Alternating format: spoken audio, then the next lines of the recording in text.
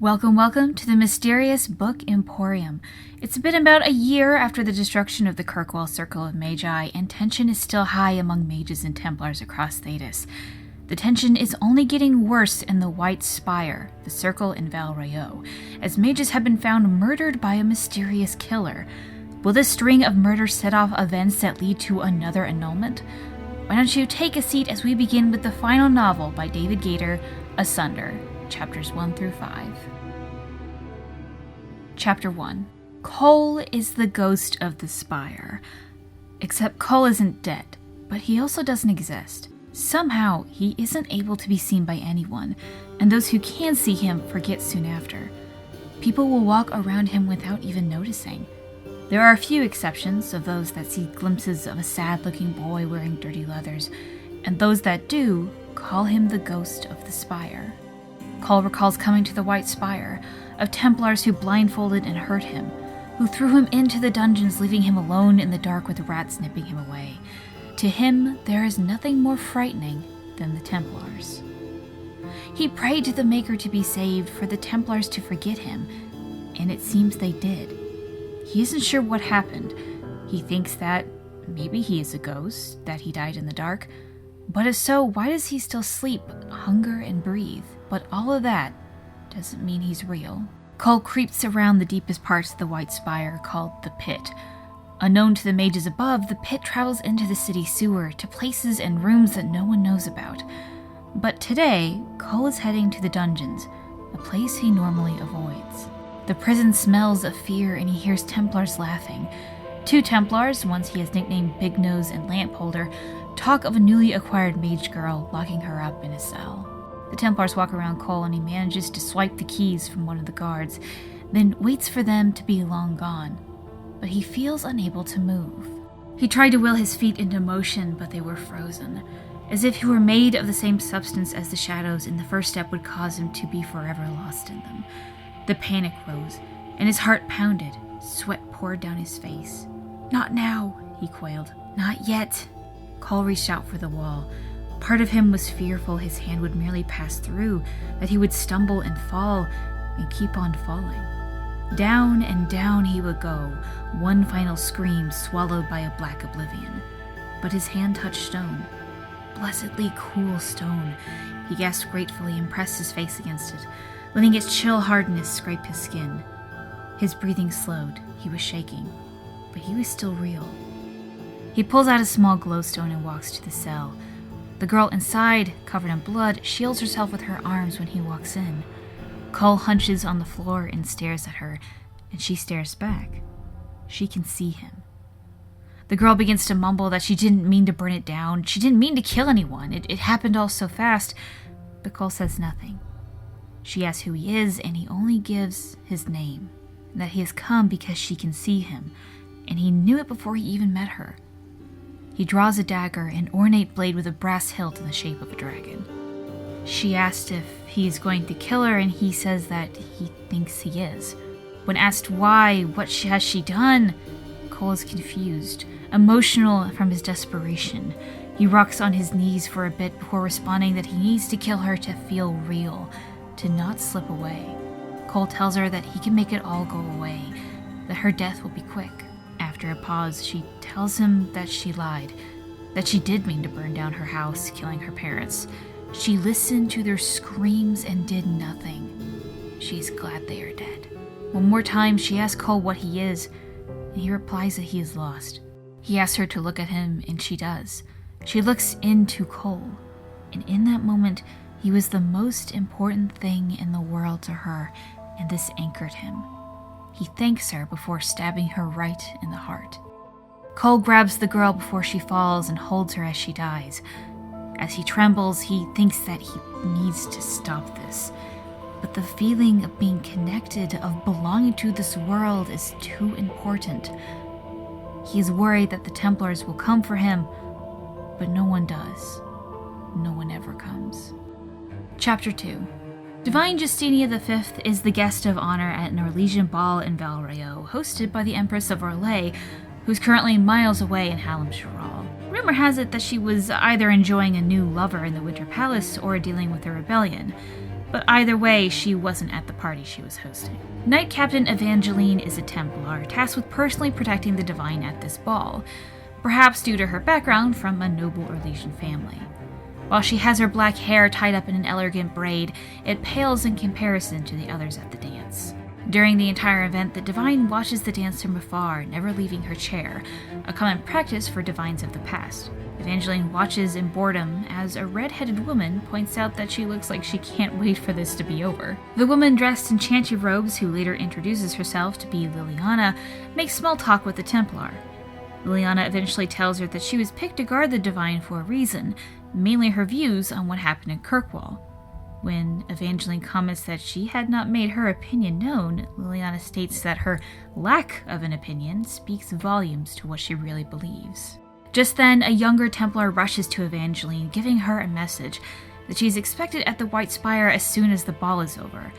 There has been another murder at the Spire, and that the Lord Seeker has taken an interest in it. Before he leaves, he also says that a message for Liliana as well, that an old friend from Ferelden has come to see her. Liliana says goodbye to Evangeline and leaves. As the ball begins to wind down, the Divine stands from her chair and the room goes silent to listen to her.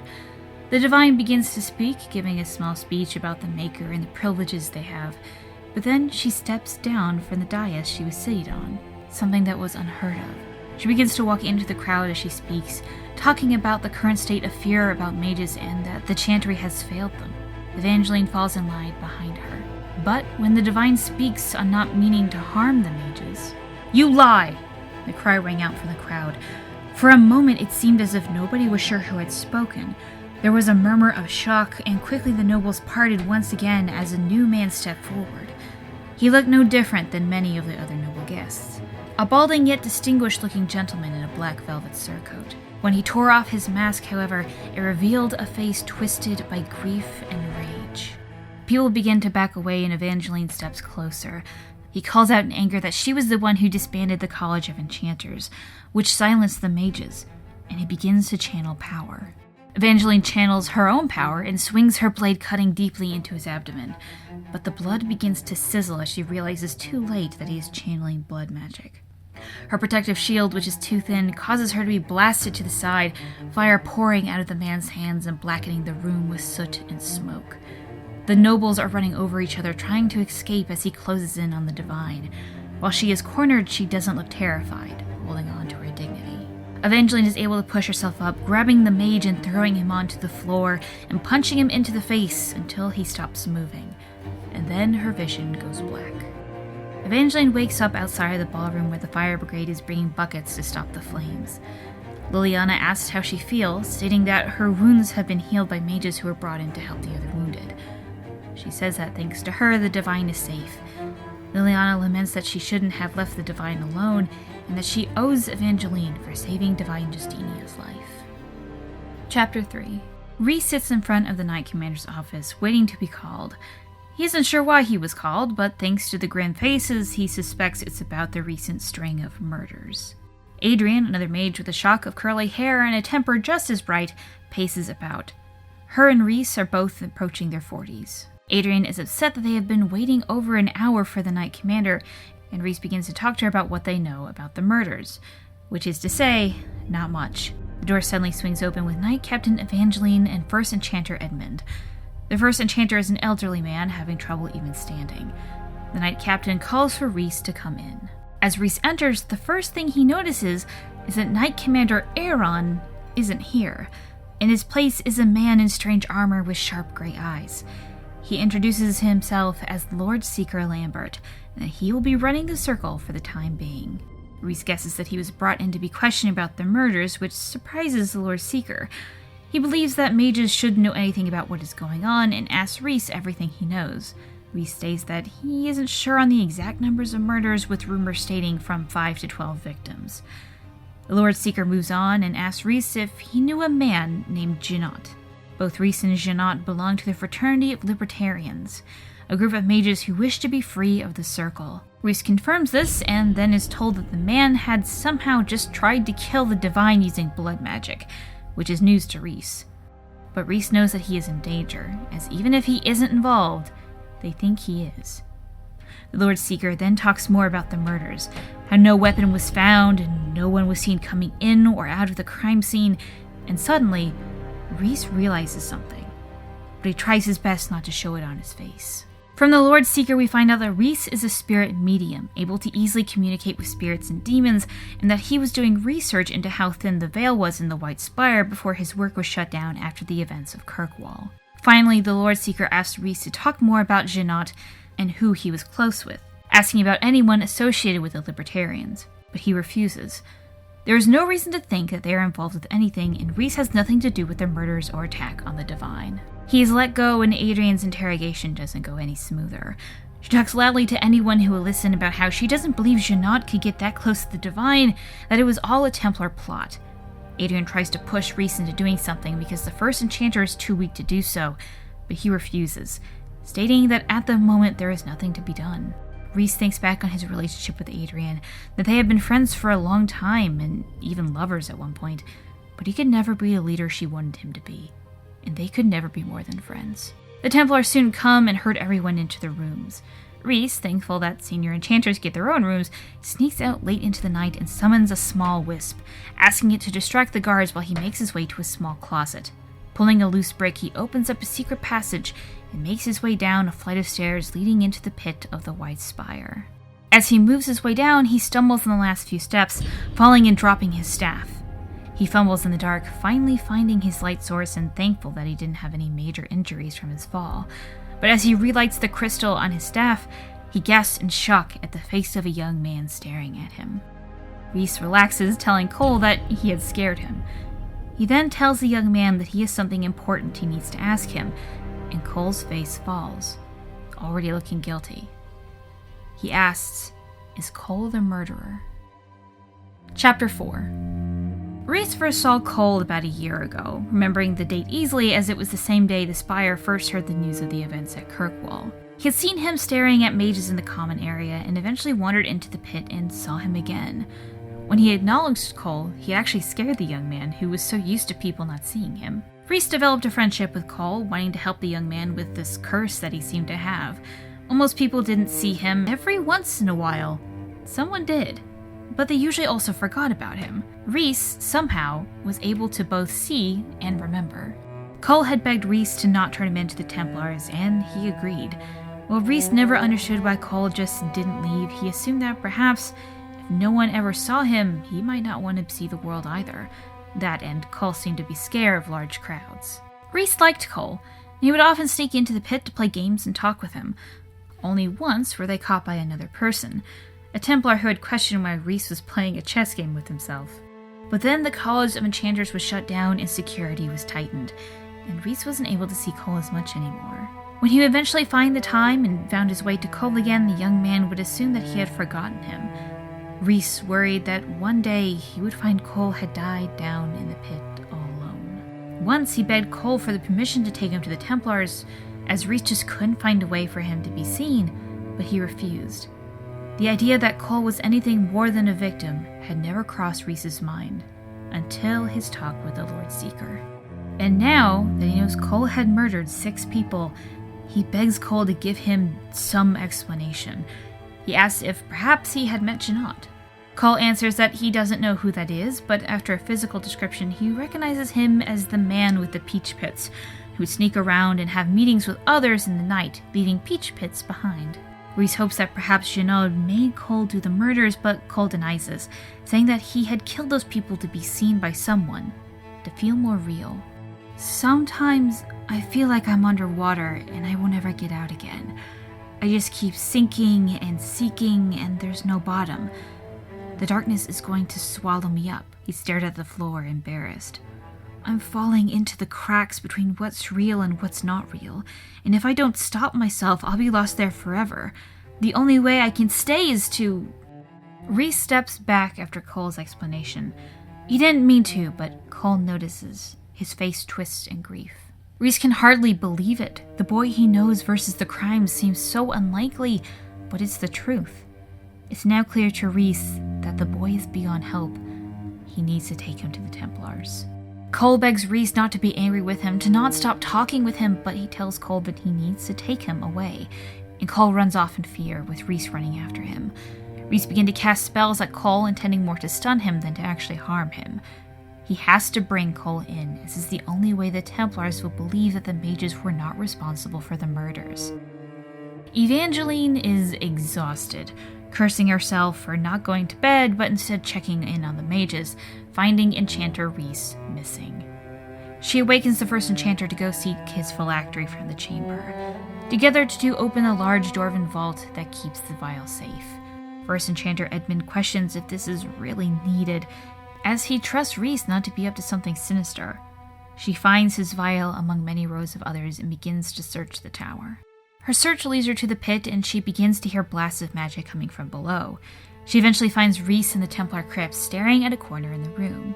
She calls for him to stand down, which startles him, but he complies.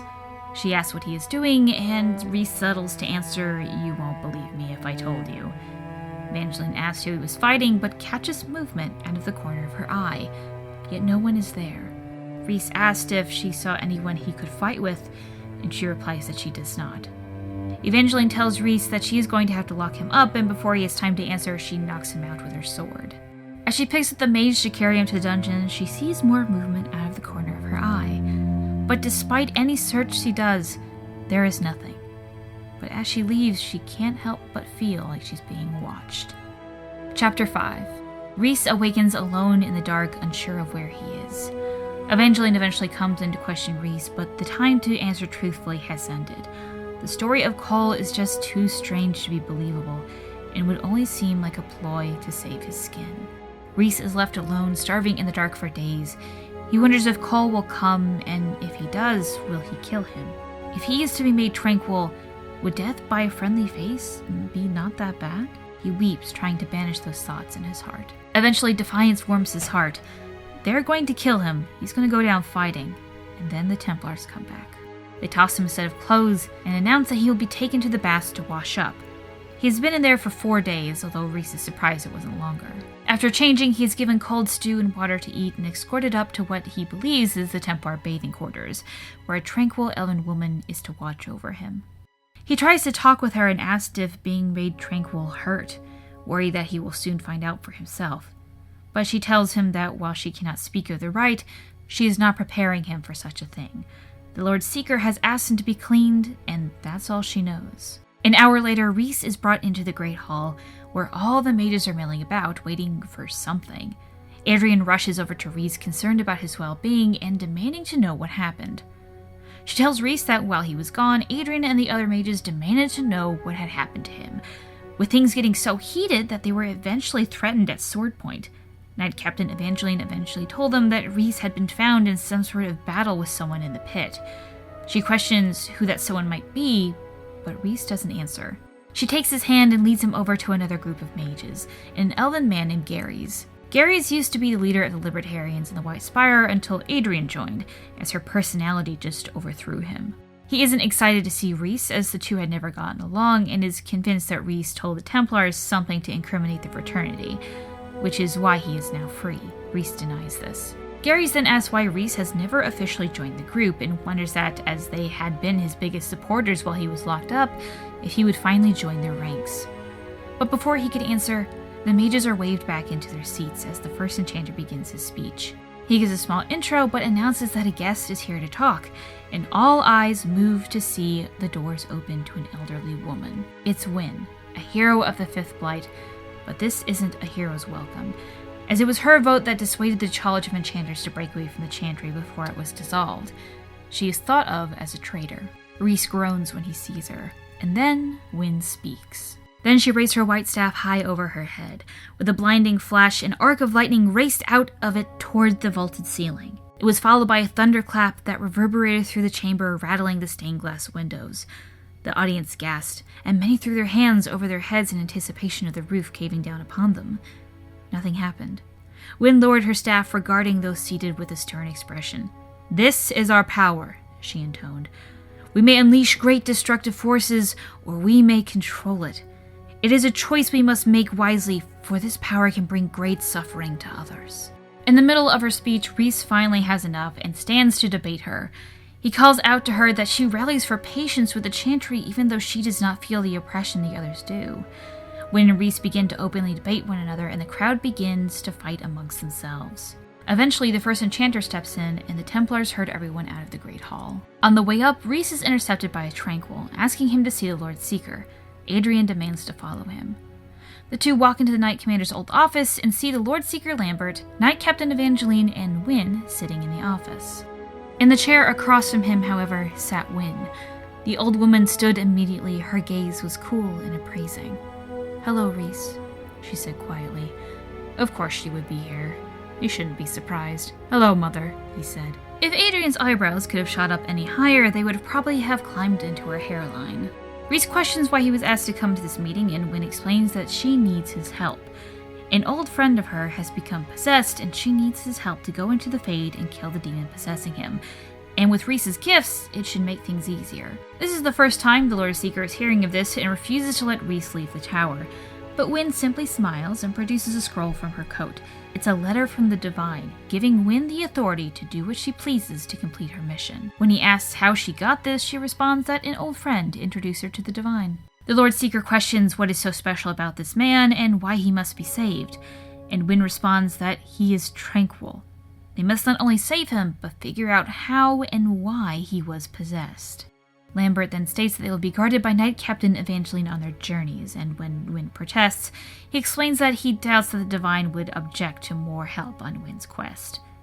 Rhys isn't excited to go, but knows that if he doesn't, he will be most likely thrown back into the dungeons. So he agrees and states that they'll need one more mage to enter the Fade, and Adrian is the best option. Wynne agrees and explains that they should go pack, as their journeys will be taking them to the western approach. Rhys and Adrian leave the meeting, with Adrian telling him that he owes her an explanation on why he never told her about his famous mother, and he also wonders what Cole will do while he is away. Discussion. Alright, so let's say thank you to the artist of the week, and this week it's Cyrilda. She made this lovely image for Chapter 1, and her name for the piece, Deliverance, seems very fitting considering the actions. So to begin, let's talk quickly about ghosts and Thetis, in that somehow they don't believe in ghosts. While there are spirits, they are not souls of the dead. The souls of the dead do cross the Fade, but they do not linger. All accounts of ghosts are said to be spirits copying the memories of the living. Maybe I'm the only one here, but in a world where magic is real, dragons are not unheard of, and spirits become people, I don't know why they decided that ghosts were a no-go. Right at the start, we also see the darker side to Cole, the side that seems to be mostly absent in Dragon Age Inquisition. At the end of Chapter 1, he has killed 6 people. The first was a farm boy from the southern hinterlands, the fourth was an apprentice named Jolin, and the sixth being the girl seen in Chapter 1. Out of the other 3, 1 is another apprentice, and 2 more are mages, who were freshly brought into the circle. I don't really remember if we find out more about the other 3, but I'll make notes on that if we do. Another thing that will come up a few times in the future are the differences between Inquisition Cole and Asunder Cole. It's a bit hard to come across in a summary, but the two just read a bit differently. To save time, I'll speak more on this at the end of the novel, but for the moment, Anana says this. Cole in this book seems a little different than Cole in the game. I don't know if this is an issue of writer change. In Inquisition, his writer is Patrick Weeks, right? Correct.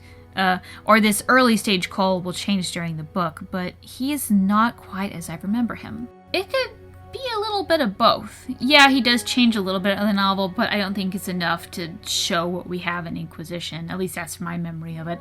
And then also he was written by Patrick Weeks rather than Gaider in Inquisition. Something to also talk about is that this book came out in 2011. While Inquisition came out in 2014. So it could have just been they wanted to change the direction of where Cole was going, and they decided to do that. Although David Gaider has gone on record saying that while he does like the Cole that came out in Inquisition, he would have written the character differently. So I want to say that the biggest part of the differences is actually the difference in writers. Yash mentions, rereading this after having played Inquisition, it's really obvious to me that Cole is a spirit. He manifests some of the abilities to some degree, like when he enters the dungeons of the White Spire and he felt the echoes of those that were once imprisoned there, like they were imprinted on the stone. This lines up with what Justice says in Awakening about feeling Kristoff's essence on his things and talking about the world being full of fingerprints of beings long dead. And in Inquisition, Cole himself makes comments about what happens in areas when you visit them, especially traumatic events. And yeah, I think when you reread the book, knowing that what Cole is, it is a little bit more obvious. It's kind of like the Soulless being the Dread Wolf reveal, that things just smack you in the face and you're like, oh, dang. As we see in Chapter 2, Asunder and the Masked Empire happen about the same time as each other. I think Masked Empire technically starts a bit before Asunder, but I wanted to group all of the Gaider novels together, so that's why we're doing this one first. But there will be some moments in this novel that refer to events in Masked Empire, and you might not kind of understand what's going on until you read the other novels. Also mentioned in Chapter 2 is that Divine Justini V isn't supposed to be that old. That compared to the last Divine, she was quite active, which bothered some of the nobles. This seems to contradict the Divine we see in Inquisition, who looks absolutely ancient. Asunder is only supposed to be about a year before Inquisition is set, so I doubt she aged decades in the time, but who knows? Magic or something? I don't know, it's probably just an editing error, but whatever. We also begin to see a bit of BioWare canon in this novel. While BioWare states again and again that players are free to choose what happens in their game, there needs to be some set choices for what happens in the extra media that might conflict. I'll point out as we go along, but for this episode, we have these choices that have been assumed to be true for this novel. Liliana was recruited by the Warden. One would also think that she wouldn't have been killed in this world state, but as Inquisition shows, it could be that this Liliana is Lyrium Ghost Liliana. Wynne was recruited by the Warden and knows Liliana. Granted, it's not yet stated outright that Wynne's connection to Divine is Liliana, or that Liliana's friend that she met from Ferelden was Wynne, but come on, it's pretty hinted. So you could say they know someone else, but I just don't know who it would be or why.